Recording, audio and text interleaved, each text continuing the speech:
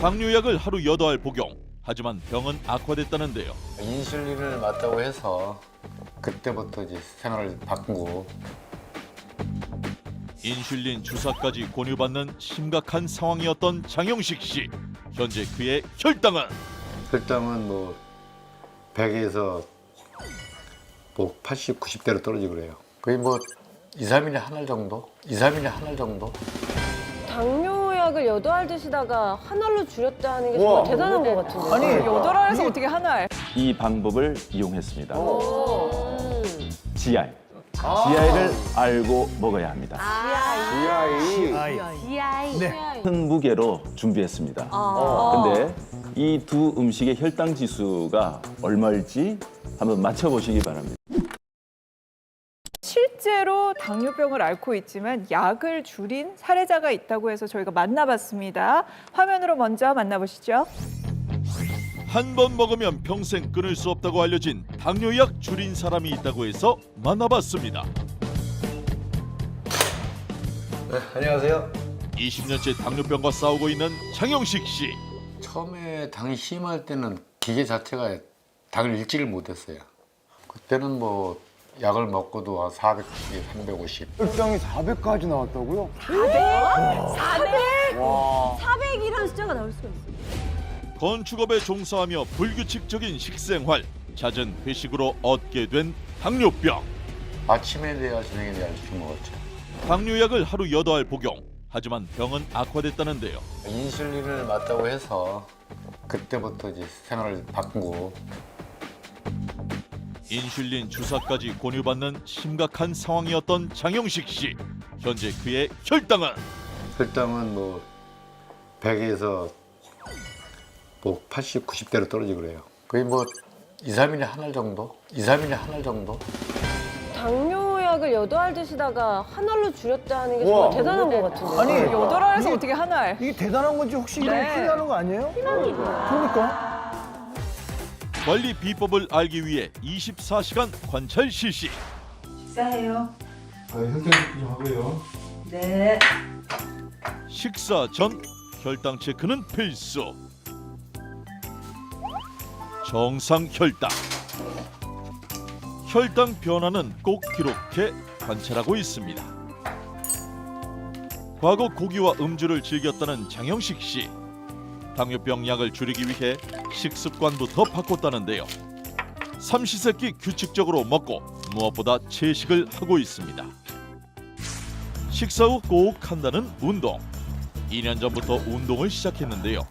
처음엔 10분 걷기도 힘들었지만 지금은 매일 2시간씩 걸어도 거뜬합니다.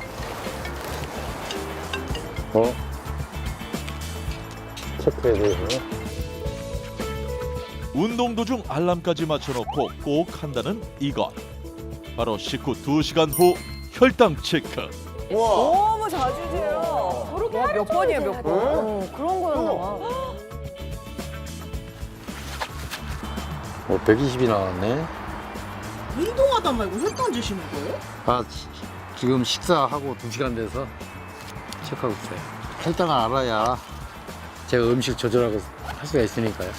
아침 일어나서 한 번, 식후 한 번, 점심 먹기 전에 한 번, 하루에 6번씩 재고 있죠.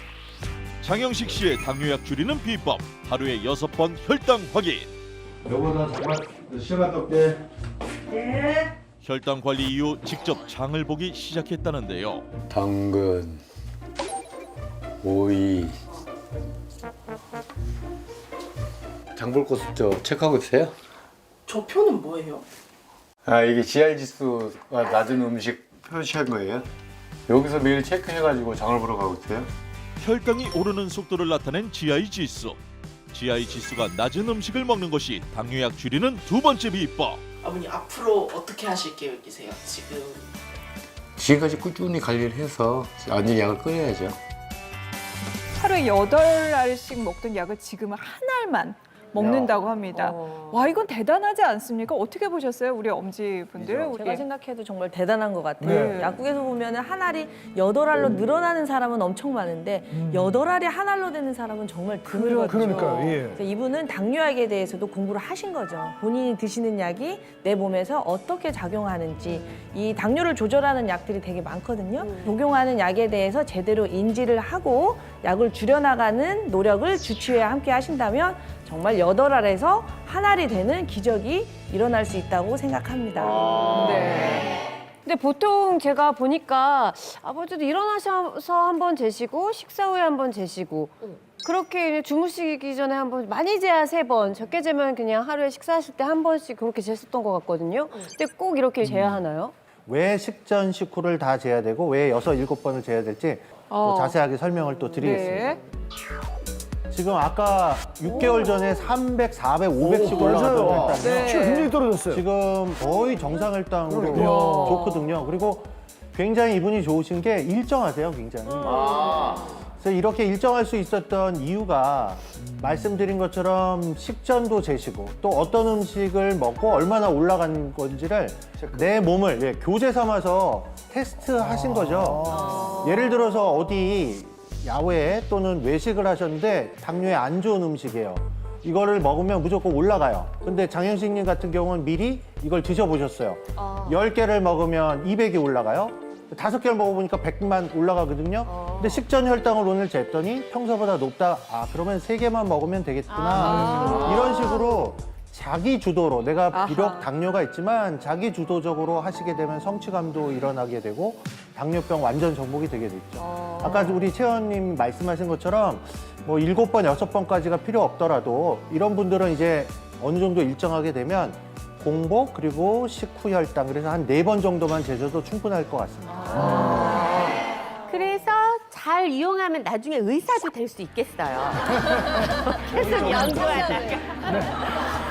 자, 그렇다면 이렇게 혈당일기를 열심히 쓰다가 혈당이 어느 정도나 안정이 되면 약을 줄일 수 있을까요? 그래서 약 드시면서 80 이상은 되되 130 미만으로 하자. 식후는 제일 높은 혈당이 180은 넘지 말자. 그리고 당화혈색소 기준으로는 대한당뇨병학회에서는 6.5% 미만. 그래서 약 드시면서 이 정도가 되시면 이제 욕심이 나시겠죠. 네, 그렇죠. 약 줄일 수 있을까? 끊을 수 있을까? 지금 아까 사례자이신 장영식님 같은 경우는 약도 잘 드셨지만 너무너무 철저하게 본인이 자기 주도로 혈당 조절, 음식 조절을 하셨잖아요. 그러니까 이런 분들은 충분히 줄이실 수가 있죠. 다만 주치 선생님이랑 내가 약을 줄여도 되는 건지 또는 끊어도 되는지를 면밀하게 검토하시고 상의하시는 게 좋겠습니다. 그렇죠. 근데 혈당은 그냥 재면 되는데 당화혈색소는 어떻게 알 수 있는 건가요? 당화혈색소는 피검사를 통해서만 알 수 있는데요. 당뇨병 환자들이 혈당 관리를 얼마나 잘하는지 지표가 되는 검사입니다. 왜냐하면 3개월간 꾸준히 해온 너의 혈당의 평균치는 얼마일까? 이걸 볼 수 있는 검사이기 때문에 속일 수가 없네요. 그렇죠. 하루 전날 잘한 사람 말고 3개월간 공부한 사람. 그래서 그 평균치를 알 수 있기 때문에 도움이 되는데 화면을 한번 보시죠. 치긴 안 된다는 거야. 당화혈색소에 따른 평균 혈당인데요. 우리가 5.7 미만은 정상, 5.8에서 6.4는 당뇨병 전 단계, 그리고 6.5 이상은 당뇨병이라고 하고 있는데요. 이렇게 당화혈색소 수치에 따라서 3개월간의 평균 혈당을 알 수 있는 겁니다. 근데 거기서 저기서 보시면 당화혈색소가 6%는 평균 혈당 126, 7%는 154 이러니까 아이고. 보통 우리가 그냥 혈당 검사했을 때 네. 100 얼마 나왔어 하는 그 검사를 당화혈색소가 1%씩 변할 때마다 평균 혈당도 한 30 가까이 정도 올라가는구나라고 이렇게 미리 예측할 수 있습니다. 네. 성적표네, 성적표. 그렇지. 내신. 네, 벼락치기 말고 3개월간 공부한 중간고사, 거, 성적 그 공부한 검사의 성적표입니다. 네. 근데 그 당화혈색소라는 게 도대체 뭐길래 3개월간의 그 혈당을 알 수가 있는 거예요? 적혈구안에 있는 혈색소가 포도당과 결합하는 게 당화혈색소인데 당화가 일어난 적혈구가 수명이 좀 짧아지니까 3개월간 90일간의 혈중 혈당 농도를 반영한다고 보는 건데 화면으로 한번 보시면 되는데요. 파란색은 이제 산소라 저 적혈구 헤모글로빈이 산소 붙여서 세포 쪽으로 이동을 시키고 있는데 이 노란색이 많아지고 있어요. 혈액 속에 혈당이 막 너무 올라가고 있어요. 세포한테 당분을 줘야 되는데 세포 안에 들어가지도 못하고 혈액 속을 떠돌아다니고 있는 거예요. 우리가 이걸 당뇨라고 얘기하잖아요. 혈압이 붙어야 돼요. 그렇죠. 이래서 당화혈색소가 되는 수치가 굉장히 높으면 산소 운반하기보다는 당분만 많이 끌어안고 있다는 얘기죠. 그래서 이게 이제 당뇨의 평균치가 될 수 있어서 산소 운반은 적고 오히려 혈액은 끈적해지는 현상이 생길 수 있어서 우리 건강을 아주 위협하고 심혈관계 문제를 일으키고 또 합병증을 일으키게 되기 때문에 혈당 관리가 중요한 겁니다. 저는 당화 혈색소를 꼭 검사를 해봐야 할 것 같아요. 왜요? 왜냐하면 제가 설탕을 너무 좋아해서 당뇨병이 오지 않을까 걱정을 네. 했었는데 어느 정도로 좋아하세요, 설탕을? 믹스를 타 먹어도 꼭 설탕을 믹스커피를. 넣어요. 아, 믹스커피 먹을 네, 때? 그리고 그 안에다가 단데 거기다 설탕을 또 넣어요? 또 넣어요. 와. 이제 한 3스푼씩 넣었었는데 줄여갖고 이제 1스푼을 넣거든요. 아니, 그 안에도 설탕 많던데. 그다음에. 위스키 시작하면서 막 이렇게 기운이 없고 하면 사탕을 딱 먹으면 또 그렇죠, 약간 조금 기운도 나고 그러는 것 같아갖고 꼭 당뇨병이 있나 없나 한번 검사는 해봐야 되지 않을까 이런 생각을 최근에 검사해 본 적은 없으시고요? 네, 없어요. 당화 혈색소 검사도 아직 해본 적이 없고요. 네. 이럴 경우에는 검사를 좀 해봐야 될 것 같아요. 예. 그렇게 치면 저도 육아할 때 너무 애들이 괴롭히면 냉장고에 가서 냉동실에서 팔아간다면서요. 초콜릿을 꺼내가지고 정말 다람쥐처럼 까먹으면 에너지가 나오니까 네. 다시 나와서 육아를 하거든요. 네. 이런 점을 볼 때는 저도 이 당화혈색소를 한 번쯤은 점검을 해야 되지 않을까 그렇죠, 싶어요. 그렇죠. 당화혈색소 검사를 위해서 또 엄지병원이 저희가 잠시 개원을 했습니다. 첫 번째 환자분 현영 씨 좀 들어와 주세요. 네. 환자라고 부르지 네. 말아주실래요? 은근히 골골대시잖아요. 당뇨 검사해 보신 적 있나요? 아니요, 당뇨 검사는 해본 적 없고요. 네. 사실 제가 좀 걱정되는 건 선생님 집안 내력이 있어요. 당뇨가 친정어머니가 당뇨고 친오빠가 당뇨예요. 전부 가족력이 있네. 진짜 아플 것 같아요. 찌르세요. 당뇨병 가족력이 있어 걱정인 현영. 불안한 마음에 당화 혈색소 검사를 실시. 달콤한 믹스커피에 설탕 3스푼 추가요. 단커피 좋아하는 박연희. 당화 혈색소 수치는? 나는 운동도 잘 안 하고 네. 아이고. 달달한 거는 좋아하고 지금 좀 걱정되는데요. 근데 저는 운동을 꾸준히 해야 했으니까. 그리고 왜 울어요? 그러면 안 되잖아요. 당뇨병 가족력이 있어 더 열심히 운동한 현영과 최근 불규칙적인 식사, 달콤한 커피에 빠진 박연희.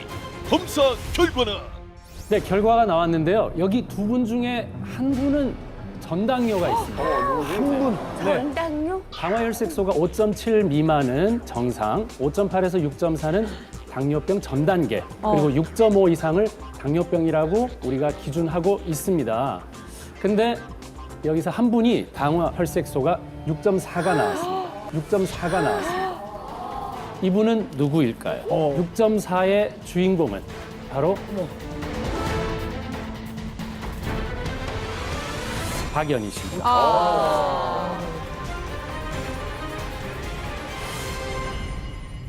박연희 씨는 6.4가 나왔으니까 당뇨 전 단계 그룹 안에는 포함되어 있다라고 생각을 하시는 게 맞을 것 같고요. 그리고 집안에 가족력이 있는 현영 씨는 말씀하셨던 것처럼 관리를 잘했더니 당뇨 전 단계도 아닌 4.9입니다.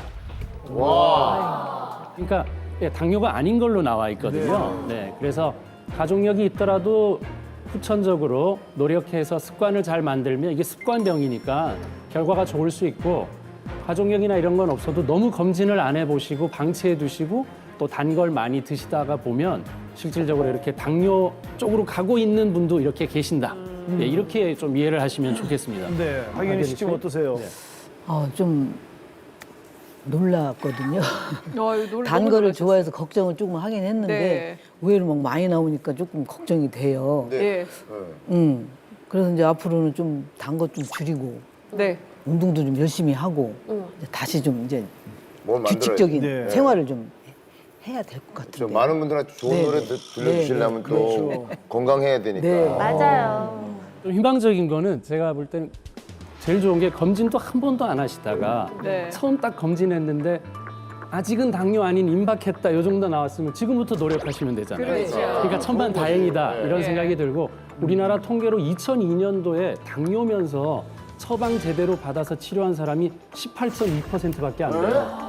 근데 이제 2016년 정도 되니까 54.2%가 올랐네요. 이제 처방을 받고 있다는 건데 반대로 얘기하면 아직도 반 가까운 사람이 제대로 처방하고 치료를 안 하고 있어요. 당뇨 환자이면서도. 그래서 정확한 진단하고 정확한 치료를 꼭 병행을 하시는 게 좋겠습니다. 네. 자, 당뇨병이 걱정이 된다면은요, 뭐 공복혈당, 우리 흔히 하는 그 혈액 검사 중에서도 3개월간의 혈당 평균을 알 수 있는 당화혈색소 검사를 꼭 한번 해보는 것이 방법일 것 같습니다. 자, 당화혈색소도 관리할 수 있습니까? 이것만 알고 먹으면 당뇨약 줄이고 당뇨병 완화에 도움이 되겠습니다. 네. 아까 보신 장영식 사례자도 이 방법을 이용했습니다. GI. GI를 알고 먹어야 합니다. GI. 네. GI는 혈당 지수를 말합니다.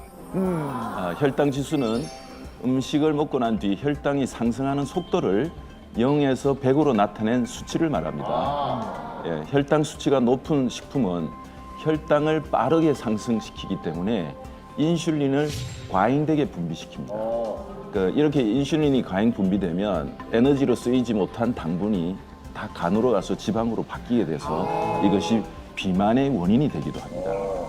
그래서 보면은 헬스클럽이나 이런 데도 가면 GI 지수 이런 거 막 표 붙여놓고 막 이렇거든요. 그리고 다이어트 식단 짤 때도 GI 지수 꼭 생각해서 낮은 음식 먹게 하고 그래서 중요한가 봐요. GI 지수는 이 재미있는 게 식품을 어떻게 조리하느냐에 따라서 또 수치가 엄청나게 차이가 나타날 수 있습니다. 제가 한 가지 예를 보여드리겠습니다. 네. 이 45분간 구워온 고구마를 준비했습니다. 그리고 딱이네요. 옆에는 혈당에 가장 안 좋다는 대표적인 음식 흰쌀밥입니다. 그렇죠. 네. 이 같은 무게로 준비했습니다. 근데 이 두 음식의 혈당 지수가 얼마일지 한번 맞춰보시기 바랍니다. 혈당 지수. 근데 뭐 정확하게 숫자로는 몰라도 일단은 흰 쌀밥이 당이 높다라고는 항상 들어서 그러니까요. 고구마보다는 무조건 높지 않을까요? 당이 높아질까봐 흰쌀밥 대신 고구마를 대용해서 드시는 분들도 많이 계시단 말이에요. 예. 어떠세요? 방현 씨 보시기에는? 쌀밥이 더 높지 않을까요? 저는 당연히 GI 지수 흰쌀밥이 높다고 생각합니다. 뭐 어쨌든 계속 흡족했으면 좋겠네요. 그렇죠, 결과가. 예. 저도 여러분의 바람대로 결과가 네. 나왔으면 좋겠습니다. 네. 그래서 네. 최종적인 두 음식의 GI 지수를 한번 비교해 보겠습니다. 네. 네. 자, 군고구마는 그럼 뭐 비교해 봤. 94. 94? 높다. 93이면 쌀밥은 얼마나 더 높겠어요, 그렇죠? 쌀밥은 100이겠죠, 100. 100.